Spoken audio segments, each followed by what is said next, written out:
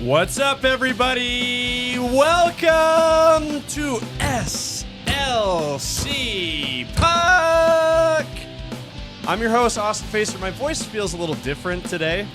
I think I'm hitting adult puberty once more. Well, I was just going to say your slap.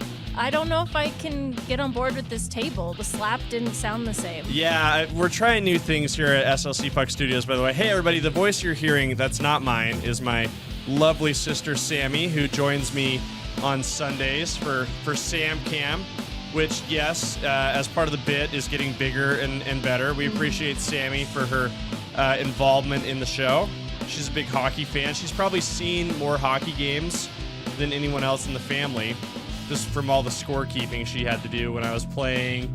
And she's always watching hockey on TV. She's always texting me her thoughts. She's one of these like girlies. She likes the Red Bulls too, the summer edition. So she has all the qualifications necessary to be here on SLC Puck. So I appreciate it. Sorry, what was that rude thing you were saying before I gave you that very nice introduction? That I didn't like the slap on that table. You didn't like the slap. Yeah, it just didn't have the same sound, and it's like a signature. Yeah, I hear you. Well, I mean, we'll get it right eventually, right? And I'm going through a lot. I'm going through adult puberty. Yeah. I'm trying to get the right table here to do the show the best we can. The studio's looking great, though, right? Mm-hmm. Yeah, we have new carpet here. Got the mural on the wall behind you. I have this new relaxing chair. A new chair. Yeah. Yeah, I mean, there's a lot of exciting things happening here at SLC Puck Studios, home of Utah's favorite hockey podcast. And hey, if you want to support all the fun we're having, let me just get this housekeeping out of the way. You see Sammy's rocking some SLC Puck merch. That piece of merch is no longer available, but we have all kinds of good stuff on here. The Big Tusk Energy brand is one that I've been pretty excited about. Really appreciate those of you guys who have been supporting me that way, buying the SLC Puck hat, all that good stuff, right? It's a great way to support the show. I probably have it priced a little too inexpensively, but hey, that's just my gift to you. So get in on it while the going's good. It's the founding herd sale. Yes. All the big Tusk Energy stuff is less than $25. So anyway, Sam, I was really happy to have you here on the show. We're getting close to. I mean, gosh, we need to start marking our calendars. Less than a week away, right? Less than a week away from the NHL draft. It's on Friday in Los Angeles. As of now, the Utah Mammoth still hold the 4th overall pick. Yes. But I have been saying for a while that I think a trade is very much in play. And that was kind of the thesis of my last episode. I said, I don't think anybody knows anything. I could spend all the time in the world doing episodes about, draft prospects, right? But those are going to have like such a short shelf life. Oh, because basically the next day we find out, or even hours after. And knowing my luck, I could construct this beautiful, well-articulated, incredibly well-researched piece on Porter Marchand or Caleb Denois, who, the French-Canadian guy. And I'm pretty sure I said his name right there. I heard him pronounce it the other day. Thank you. Appreciate that. I'm getting better at this. Or who are the Brady Martin, the farm boy, who is like something out of a hockey movie from the 80s. I could do this whole episode about these guys, but then they might trade. Knowing my luck, they would probably trade the pick that day. Yeah. Or then there's just like a very good chance they might not pick any of these guys. So I figure this: once we know who the guy is, if they do end up keeping the pick, at that point we will do a very well done episode where we get into the nitty gritty on who this new player is. So we'll get into that. But it's going to be fun to watch. Yeah, Friday in LA is the big day. But Sam, like I said, we need to start marking our calendars. We have some dates right now. The Mammoth announced their preseason schedule starting with the 9th month is September 21st at Colorado. And then they're headed over to Orange County to play the Ducks, then back to Nevada. That's where the Vegas Golden Knights play in Sin City. And then they're headed up to Idaho for a preseason tilt against the Kings. And then the big date, Sam, I know this is a big one. October 2nd, hosting the Kings at the brand new, partially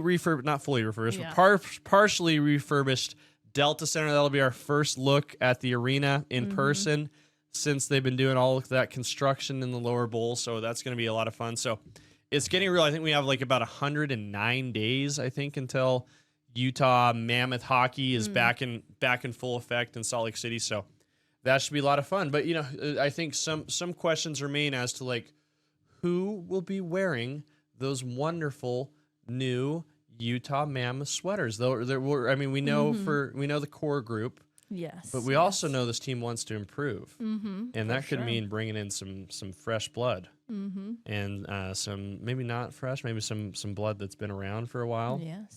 And it kind of leads me into the main thing I wanted to talk about today, Sam, was this hot rumor that's being spread by some NHL insiders, some commentators, and it's an interesting name, and one that captivated the hockey audience over the Stanley Cup playoff, particularly the final. Mm-hmm. Thank you for letting me ramble about this, by the way. I can see you just staring at me right now, like, all right, get to the point, Austin.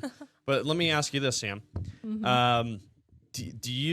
We're doing the show here in the Salt Lake Valley, and just to break the curtain, we're doing it in Centerville, Utah. Now, do you remember what really put Centerville on the map for quite some time? I do think I know where you're going with this. I'm going to take a wild guess and say DQ, Dairy Queen. Dairy Queen. Yes. Let me tell you people something, all right? If you're new to my show, if you're maybe watching this from outside of the state of Utah, if you're unfamiliar with northern Utah lore, there used to be this unbelievable ice cream spot in Centerville that was the stuff of legends. It was the Centerville Dairy Queen on Parish Lane was something that I can't even begin to it's gonna sound insane trying to describe how important this Dairy Queen was. It was where you went after everything. Everything. School things, school church functions, things, sports, like. I think everybody who grew up in Centerville of a certain era had their first date with someone who eventually became their wife at that Centerville Dairy Queen. Like it was legendary. It was there for like 40 years. I think they closed down in 2021. It's now a Chipotle. Yes. But again, the Dairy Queen was such a vital part of our community, and I so badly wish it was still around because I think it could be a very valuable tool in recruiting and enticing Brad Marchand of the Florida Panthers now to signing with the Utah Mammoth as a free agent, which is something that has been rumored, Sam. So I think that, to me, this seems like the really interesting thing to talk about this week, which is crazy considering the Utah Mammoth had the fourth overall pick. Again, I'm of the opinion that this will be traded. That wouldn't surprise me at all. Well, I think there's some speculation to that too, because obviously we can't do a draft party at the Delta Center. At Delta Center. At Delta Center. Mm-hmm. But there hasn't been any other sort of draft event announcement of any sort, right? Good point. And so it's kind of like, and of course, because you're saying this now on Sunday, the 22nd of June, they'll probably announce it tomorrow morning. Yeah, for sure. Yeah. But we'll stay tuned. But yeah, I do think it's kind of interesting. And, I was talking to somebody last night who got to interview Bill Armstrong, and they were saying typical Bill Armstrong, manner is very shielded answers. Hey, there's a lot of great players in this draft. We're excited to take someone who's really talented. Again, it's like very vague, sort of. I'm not gonna give you anything to go off of. Yeah. But he's also hinted at the fact that there are people who are interested in this pick. I think that makes a lot of sense, right? But again, Brad, I want to get back to the Brad Marchand thing because to me that is something that's interesting and more fun to speculate on it because I think there's a lot more substance there. I'll tell you this, Sam. I know you love hockey, but I had you research Brad Marchand a little bit before we started the show. And I don't think you really were a fan of the things that You were highly critical. let me ask you this, Sam. Do you know what his nickname is? I don't, but I know his middle name is Kevin. So when I first looked it up, Which I was like, wow, name. okay. Yep. I should like him then because his middle name is Kevin. Hilarious. But I don't know the nickname. Nickname, Sam, is the Rat. Oh, okay. He's known as the Rat. And did he's he an get instigator. That he's an before agitator. He went with the Panthers. He did throw the Rats. Yeah, okay. There you go. So it was kind of a perfect fit, right? Yes. And in a lot of ways too, because he's such an agitator. He's such a physical player.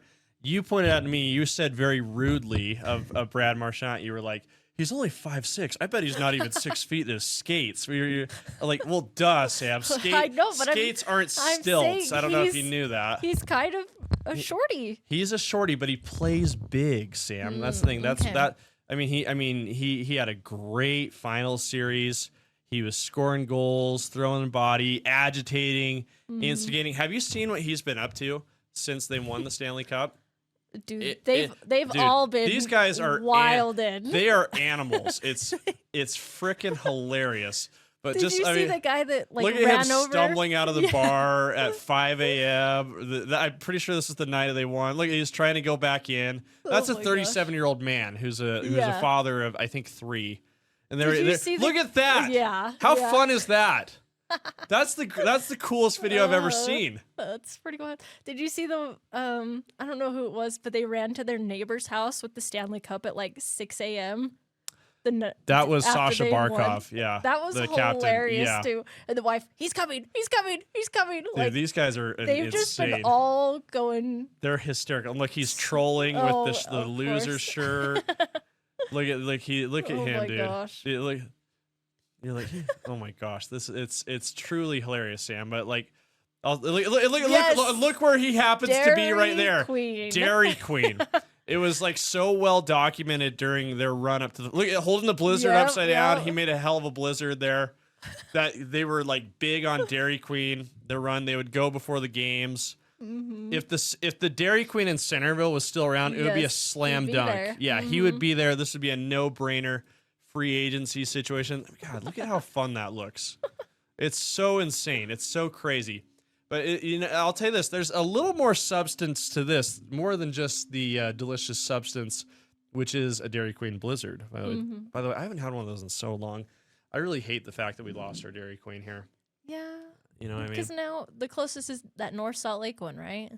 Woods Cross, yeah. Woods Cross, yeah. Woods Cross, yep. But like, I mean, look at this story here, Sam. 32 Thoughts by Elliot Friedman of Sportsnet, right? This guy is like the who's who of NHL insiders, pretty much. There's a few of them. He's one of the best. But he's got 32 thoughts from around the league, and I think you'll find this paragraph to be particularly interesting, right? But Florida, obviously they won their second consecutive Stanley Cup. Sam Bennett made it very clear that he's going to re-sign there. It's just they got to just hash out the details, right? Unless something falls apart. But they're talking here about Brad Marchand. And Brad Marchand, I think I keep saying the last part wrong. I say it wrong. I've heard it a couple different ways.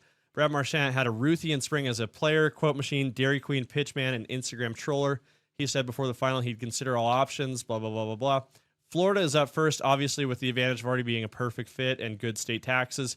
If he doesn't stay, Toronto and Utah are expected to be among the serious pursuers. Utah has indicated it's not crazy about terms, so it would be kind of a shorter-term deal. He's 37 years old, so that makes sense. Yeah. But again, I think there are other people who see this as a real possibility, Sam. This guy's name is DJ Bean. He's a co-host on the What Chaos podcast. And he says here, lots to connect Marchand with Utah. Even his buddy, and I'm pretty sure I said it right there, Marchand. Yeah, even his buddy and business partner, Kevin Miller. That was one of his teammates. Sam, I'm sure you know this in your research. Marchand was with the Boston Bruins for a long, long time, won a Stanley Cup there. Yeah. Kevin Miller was one of his teammates there. That signing would make huge sense for both sides, and a lot of people in the league could see it. But Kevin Miller, what's the connection there between him and Utah? It's well documented, Sam. Oh, you're going to tell me? I'm going to tell you. Yeah. How's Kevin Miller doing? Catching up with the retired Bruin as he prepares to return the ice for charity. This is a story from The Athletic in 2022. On days when it's cold and wet in Utah, Kevin Miller, which Kevin Miller now calls home. He lives in Camas, Utah, just outside of Park City. Okay. Yeah, and I don't know where the closest Dairy Queen is to Camas. Actually, we can look it up. I can pull up the map right here. There, yeah. There's only, it looks like, isn't this sad? That is really sad. There's only 3 Dairy Queens left in the Salt Lake Valley. Hey guys, sorry for the interruption. It's me, Austin, just reminding you that we still have this incredible promotion going on with Payne Anthony Creative Jewelers and Jonathan's Jewelry. Remember, guys, it's the easiest $250 raffle you'll ever be a part of. All you got to do is scan this QR code in the corner right here. You'll be prompted to send a message. hit send on that sucker, and you're in the raffle. That's all it takes. We've been giving out a gift card to Payne Anthony Creative Jewelers or Jonathan's Jewelry every episode of SLC Puck for like a few months now. I mean, it's crazy. I can't believe the generosity of spirit at Payne Anthony Creative Jewelers and Jonathan's Jewelry. These guys are awesome. Wedding season's here.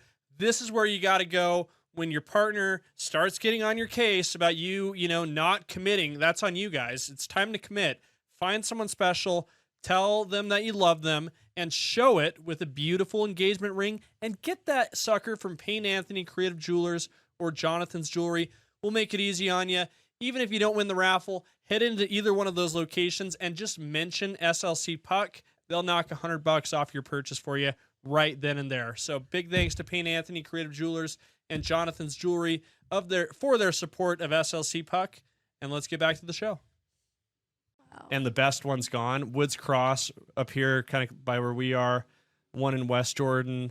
I'm guessing that's the one Brad Marchand would have to visit. I know a lot of the guys live in that south end of the Salt Lake Valley area, and then Provo as well. But hey, great news, Brad. If you like ice cream, there's no shortage of it in Utah. You don't have to go to Dairy Queen, but you can come here, Mr. Marchand, and have a leading voice in bringing Dairy Queen back to Centerville. And I think that would be, for me, more than anything you bring to the table in terms of your on-ice performance and leadership, you can bring us back our beloved Dairy Queen. And I think that would make his contract worth its weight in gold. But and I'll say this, they have just one more note on Kevin Miller and Brad Marchand. They have this business that they do together, March and Mill Co. Oh. It's kind of a lifestyle outdoor brand here. And I got to tell you, a lot of the aesthetics. Yes, it's very Utah-y. It's very Utah-y. It wouldn't surprise me if these photos were taken in Summit County. This kind of just screams Uinta Mountains. I could see a lot of people in the Camas area enjoying some of this good stuff, March and Milko. So again, I've said this before, Sam.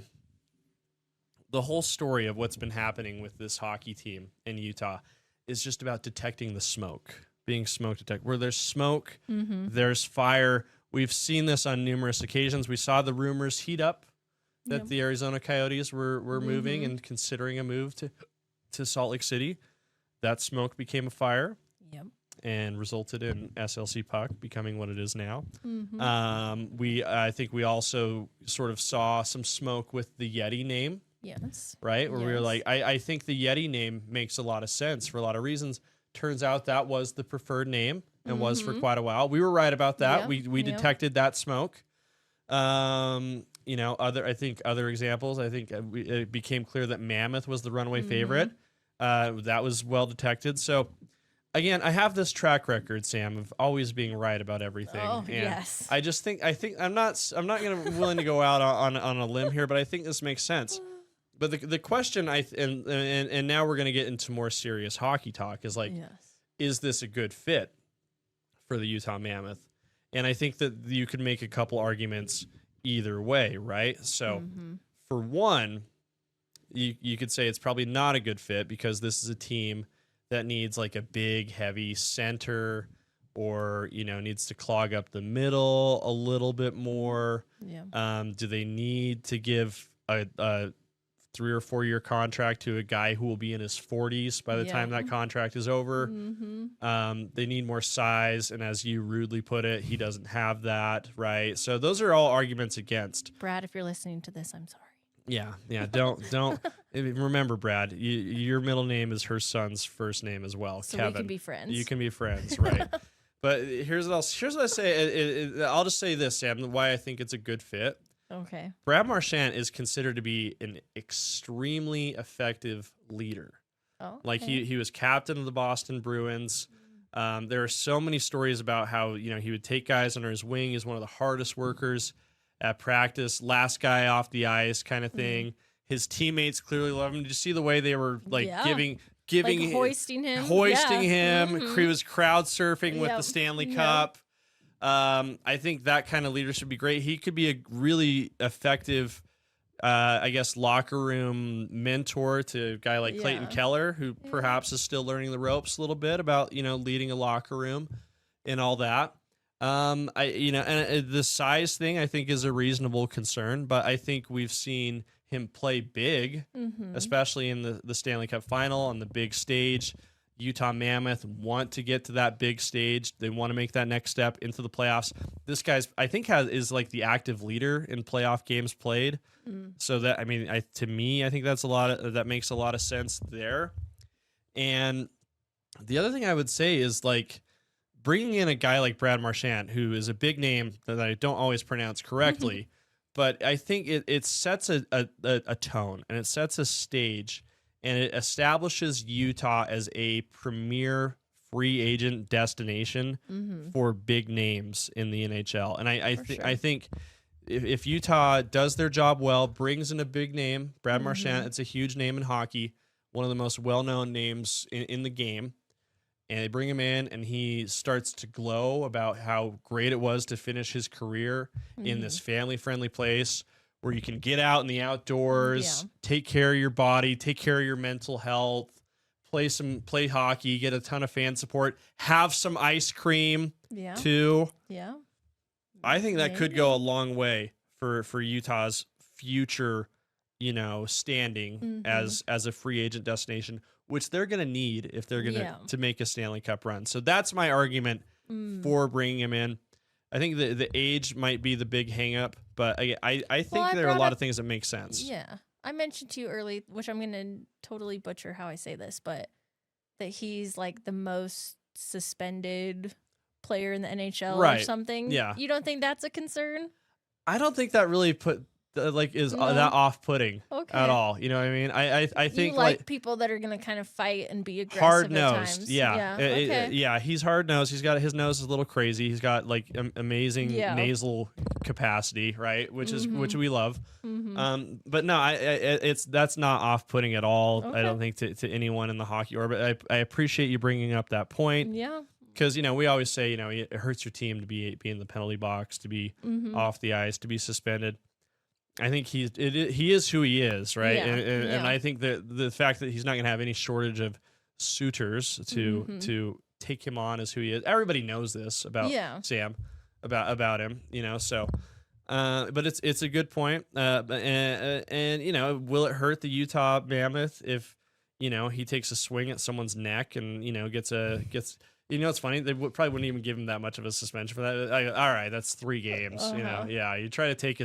You try to decapitate him. You're gonna miss your paycheck the next week. But no, I don't see that being a red flag as you kids would put it. So anyway, but I appreciate you bringing that concern. But it's interesting. I think we're coming into like this really transitory period as fans of the Utah Mammoth, right? We got to experience the entire first season of the Utah Mammoth without like a lot of moves, We kind of knew who the team was. So you're saying we're going to experience heartbreak? I think it's going to be time to say goodbye to some names, right? Like I think Robert Bertuzzo reportedly is not going to be coming back. He might retire. Nick Bjugstad, I think, is almost certainly gone. Matthias Michelli is probably gone as well. And that they're just going to bring in some new faces, and it's gonna start to be a revolving door. They have like too many guys to bring in, more guys that they need to bring in than can stay. Yeah. So again, it's different, right? We did this whole first fun year as the Utah Hockey Club, pretty much being able to recite the 25 to 30 guys, by heart, But now they're going to start shaking things up, Sam. We're going to see some trades, some signings. They're going to let some guys walk in free agency. I know. They're going to send some guys down to the minors, never to be seen again in a Utah Mammoth uniform. And I think that's hard for us as Utah sports fans because we're kind of used to stability. Like some of the names that have been brought up recently, like every time I see their name in a tweet, I'm like, we're just not used to it. Yeah. Like we're used to Jerry Sloan being the head coach. I think there are still a lot I've of used the phrase like this team is like trauma bonded almost, yeah. like it's very like. And I think I think you're probably right about that, right? I think they all, that's why they all kind of embraced being here in Utah so much that they're like, wow, we actually have soap in the showers and tape for our sticks. This is great. But I think like now, like they're gonna start acting like a real team, and that means making these transactions, these moves. I think that's really gonna start to happen this week, where it's gonna be harder to keep track of who's on the team. It was pretty easy last year, but I think now you got to be glued to Twitter to see what's happening, and I think it's gonna be different. It's gonna be a new chapter, and ultimately those are the kind of things that make a team better. For sure. Can't just stay in one place. You got to keep moving. Yeah. But again, we're used to, here in Utah, I think there's still a lot of people who live in the world where John Stockton and Karl Malone are coming back every year. It's based, or Kyle Whittingham's the head coach of the University of Utah for 20 years ongoing, and Kalani Sitake's been the head coach at BYU for like at least 10 now, might be close to 15. We're used to stability here in Utah with our sports properties. We're used to the same names and faces. That's not the case in other sports towns, where it's like, where you get that David Ortiz, who's with the Red Sox forever, like that's rare. Yeah. I think most people in big league sports towns are used to seeing guys go in and out like pretty quick. So for sure, I think that's just a step in our progression. So I can see you're getting emotional. You don't want to say goodbye. I think you're terrified that Karel Vejmelka might leave. I feel okay about him. I'm feeling like I need to steal your Jordan Schmaltz glasses this whole week to keep my buddy Nick around, Right. Yeah, I have been wearing glasses that do kind of look like Jay Swish's for sure. Jay Swish has style, I'll tell you that. That guy could dress. I've seen him dress in person. I'm like, damn, that's a fit right there. Yeah. So anyway, I appreciate your help on today's episode, Sam. Best SLC Puck. Thanks to everybody for listening. Appreciate it. Don't forget to like, comment, subscribe. Tell your friends, tell your family. Working on some cool stuff here as part of the SLC Puck brand package. BigTuskEnergy.com for merch, or slcpuck.shop. Follow me at SLC Puck on all your socials for more goofy hijinks and fun. Let's lay a rap trap to get some Dairy Queen. That's what I say. And we'll talk to you guys soon. Thank you so much.